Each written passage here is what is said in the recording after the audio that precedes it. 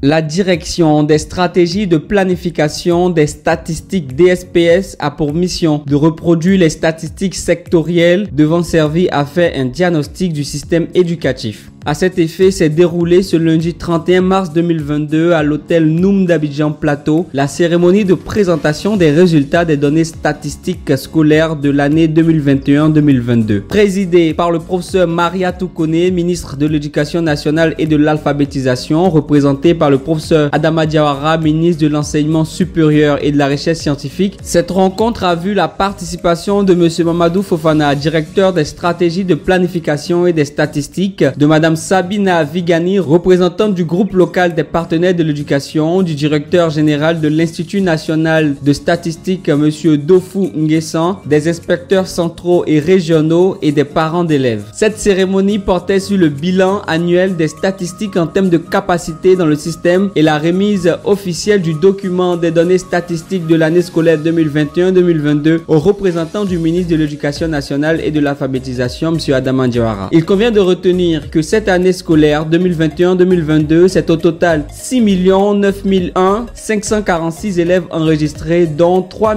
323 912 filles.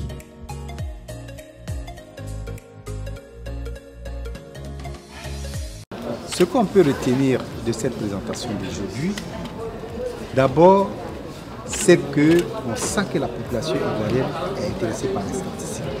Le monde que vous avez vu dans la salle, nous avons plus de 200 personnes dans la salle.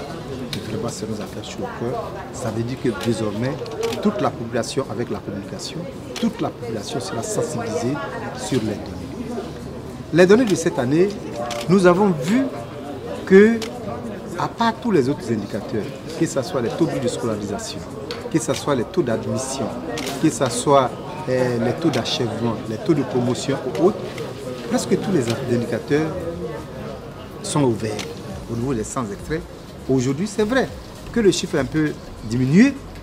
On est passé de, il y a 2-3 ans de cela, on était à plus d'1 million d'enfants qui n'avaient pas d'extrait de naissance dans le primaire.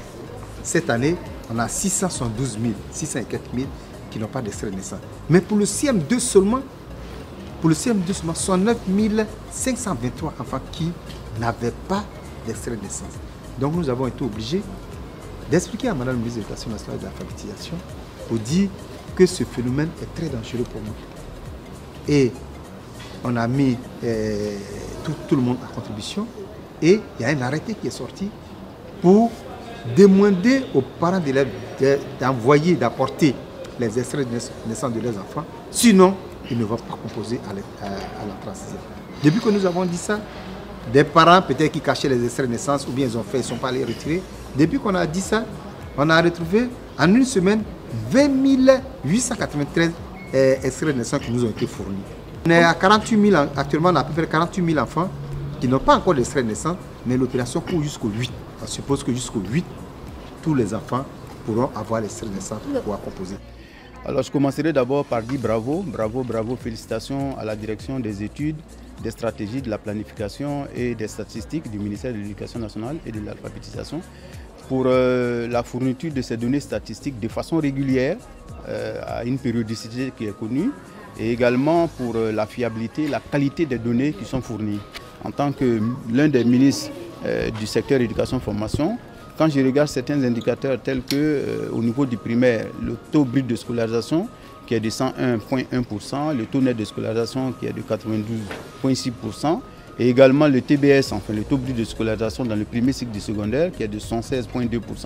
Tous ces indicateurs-là sont de nature à indiquer que la mise en œuvre de la politique de scolarisation obligatoire PSO des enfants de 6 à 16 ans se fait de façon assez efficace. Et ensuite, les données qui sont fournies, ça nous donne une photographie du sous-secteur éducation nationale et de telle sorte que on a un diagnostic du système qui découle de là et ça permet éventuellement d'apporter les éléments de correction qu'il faut au sous-secteur.